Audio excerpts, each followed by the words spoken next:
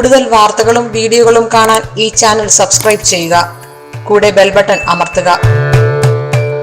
നമസ്കാരം. Asia live ടിവിയുടെ എപ്പിസോഡിലേക്ക് എല്ലാ മാന്യപ്രേക്ഷകർക്കും സ്നേഹം നിറഞ്ഞ ഹൃദയം നിറഞ്ഞ സ്വാഗതം.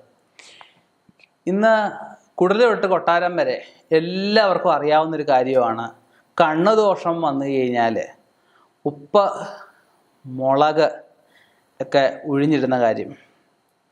അതിൽ 3 വസ്തുക്കളാണ് ഒഴിയുന്നത്: കടുക്, കല്ലുപ്പ്, പൊടിയുപ്പിനേക്കാൾ നല്ല കല്ലുപ്പ് തന്നെയാണ്. കല്ലുപ്പ്, വറ്റൽമുളക് അല്ലെ ചരടൻ മുളക് അല്ലെ പാണ്ടിമുളക്, ഏതും ആയിക്കോട്ടെ. ഈ 3 വസ്തുക്കൾ കുറേശ്ശെ എടുത്ത് നമുക്ക് കണ്ണുദോഷം വരുമ്പോൾ ഒഴിഞ്ഞിടാറുണ്ട് അല്ലേ. കണ്ണുദോഷം വരുമ്പോൾ അങ്ങനെ പെട്ടെന്ന് അറിയുന്നത് എങ്ങനെയാണ്? ഭയങ്കരമായിട്ട് ശരീരത്തിന് ടയേർഡ്, ഭയങ്കര ക്ഷീണം തോന്നും. ഒന്നിലൊരു ഉന്മേഷം, ഒരു ഊർജ്ജസ്വലത കാണത്തില്ല. ഉറക്കം, ക്ഷീണം, മടി, അലസത.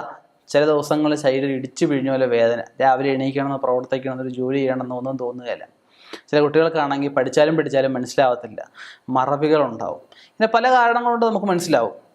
അപ്പോൾ അതൊക്കെ വിശ്വാസത്തിനുള്ളതുകൊണ്ടാണല്ലോ നമുക്ക് മനസ്സിലാവുന്നത്. അപ്പോൾ നമ്മൾ മനസ്സിലായി കഴിയുമ്പോൾ എല്ലാവരും പെട്ടെന്ന് പ്രായമായാലും എല്ലാവരും ചെയ്യുന്നൊരു കാര്യമാണ് ഈ പറഞ്ഞ വസ്തു എടുത്ത് ഒഴിഞ്ഞ് ഒന്നിൽ വസ്തുവിന് പുറത്ത് കളയുക, അല്ലെങ്കിൽ ഒഴുക്കുവെള്ളത്തിൽ ഒഴുക്കുക, അല്ലെങ്കിൽ ഒന്നുമല്ല തീ കത്തിച്ച് തീക്കകത്തിടുക. മിക്കവാറും തീക്കകത്തിടുന്നതായിരിക്കും കണ്ടിരിക്കുന്നത്. അപ്പം ഇത് ചെയ്യുമ്പോഴേ ഒരു 5 കാര്യങ്ങൾ ശ്രദ്ധിക്കണം. 5 കാര്യങ്ങൾ ശ്രദ്ധിച്ചെങ്കിലേ നമ്മൾ ആ ഒഴിഞ്ഞിടുന്നതുകൊണ്ട് പ്രയോജനം ഉണ്ടാവും. അല്ലെ ഗുണത്തിന് ചെയ്തത് ദോഷമായിട്ട് വരും. അപ്പം എന്തൊക്കെ 5 കാര്യങ്ങളെന്ന് നമുക്ക് നോക്കാം. ഒന്നാമത് നമ്മൾ ചെയ്യേണ്ടത് ക്ലോക്ക് വൈസ് ആയിട്ട്. ക്ലോക്ക് വൈസ് എന്ന് പറഞ്ഞാൽ എങ്ങനെയാ? വലത്ത് നിന്നും ഇടത്തോട്ട്. ഇപ്പോൾ 12, 1, 2, 3, 4, 5, 6, 7, 8, 9, 10, 11, 12. ഇപ്പോൾ ഇതാകുമ്പം കറക്റ്റ് ആയില്ലയോ? അപ്പം അങ്ങനെ നമ്മളല്ല ഒഴിയേണ്ടത്, നമ്മുടെ ക്ലോക്ക് വൈസ് ആയിട്ട്. രണ്ടാമത് ശ്രദ്ധിക്കേണ്ട ആൾ മറ്റൊരാളാണ് ഒഴിയേണ്ടത്. മറ്റൊരാൾ 3 പ്രാവശ്യം ഒഴിയുമ്പോൾ ഒറ്റ പ്രാവശ്യം നമ്മൾ കണക്കാക്കുക. അങ്ങനെ 3 പ്രാവശ്യം ഒഴിയണം.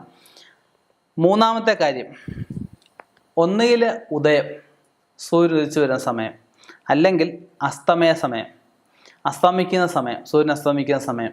അതായത് രാവിലെ ആയാലും വൈകിട്ടായാലും ഒരു 5:45 തൊട്ട്. ഇപ്പോൾ ഉദയം പല ഉത്തരായണത്തിൽ ദക്ഷിണായനത്തിൽ അങ്ങോട്ടും ഇങ്ങോട്ടും വ്യത്യാസം വരുന്നുണ്ട്. എന്നാലും ഒരു 5:45 തൊട്ട് 6 വരെ കൂട്ടാം. രാവിലെ വൈകിട്ട് ഏകദേശം ആ ടൈം കൂട്ടാം നമുക്ക്. അങ്ങനെ ആ ഒരു ടൈമിൽ വേണമെങ്കിൽ ചെയ്യാൻ പറ്റുന്നൊരു കാര്യമാണ്. പിന്നെ നാലാമത് ചെയ്യേണ്ട, മനസ്സിൽ ചഞ്ചലത. ഒഴിഞ്ഞിടുന്ന ആളിനും മനസ്സിൽ ചഞ്ചലത പാടില്ല. ആരെയാണോ ഒഴിയുന്നത് ആ ആൾക്ക് മനസ്സിൽ ചഞ്ചലത പാടില്ല. ഈ ഒഴിയുന്ന സമയം വേറെ ഒരുത്തരുടെ മനസ്സ് പോകാനോ അല്ലെ വേറെ ഒരുത്തരുടെ കാര്യങ്ങൾ ചിന്തിക്കാനോ അല്ലെ അവരുടെ അങ്ങനെയാണോ ഇവരിങ്ങനെയാണോ അങ്ങനൊന്നും ചിന്തിക്കാൻ പാടില്ല. മനസ്സ് ഏകാഗ്രമാക്കിയിട്ട് വേണം നമ്മൾ ഒഴിഞ്ഞിടാനായിട്ട്. ഇല്ലെങ്കിലും പ്രയോജനം ചെയ്യില്ല. പിന്നെ ഈ ഒഴിഞ്ഞിടുന്ന വസ്തു ചിലപ്പോൾ കടുകൊക്കെ ആകുമ്പോൾ ഇടുന്നല്ലേ, കടുകൊക്കെ പൊട്ടിത്തെറിക്കാനുള്ള സാധ്യതയുണ്ട്. ആ തെറിക്കുമ്പോൾ ഈ ഒഴിഞ്ഞിടുന്ന ആളുടെ ആയാലും ആരെയാണോ ഒഴിയുന്നത് അവരുടെ ആയാലും രണ്ടുപേരുടെ ശരീരത്തിൽ വീഴാൻ പാടില്ല. അപ്പം ഈ 5 കാര്യങ്ങൾ ശ്രദ്ധിച്ച് വേണം നമ്മൾ ഒഴിഞ്ഞിടാനായിട്ട്.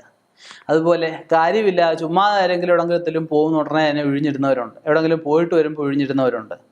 പോയിട്ട് വരുമ്പം ഒഴിഞ്ഞിടുന്നത് തെറ്റില്ല, പോകുമ്പോൾ ഒഴിഞ്ഞിടാൻ പാടില്ല. കാരണം നമുക്ക് ദോഷമൊന്നുമില്ല എങ്കിൽ ചുമ്മാ ഒഴിഞ്ഞിടുവാണെങ്കിൽ നമുക്കുള്ള ഐശ്വര്യം കൂടെ അങ്ങ് ഒഴിഞ്ഞു കളയുന്നത്. ഗുണത്തിനെ ദോഷത്തിനെ ഒഴിഞ്ഞു കളയാം. ഇപ്പം ഒരു കാര്യം ഉണ്ടെങ്കിലേ, ഇപ്പം കരണ്ട് കൊണ്ട് വിളക്ക് കത്തിക്കാനും പറ്റും. ഇപ്പം കത്തിയുടെ കാര്യം പറഞ്ഞ പോലെ കത്തി വെച്ച് കറിക്കരിയാനും പറ്റും, ശസ്ത്രക്രിയ ചെയ്യാനും പറ്റും, ആളെ കൊല്ലാനും പറ്റുമല്ലോ എന്ന് പറഞ്ഞതുപോലെ ഒരു വിഷയം കൊണ്ട് പല കാര്യങ്ങളും നടക്കും.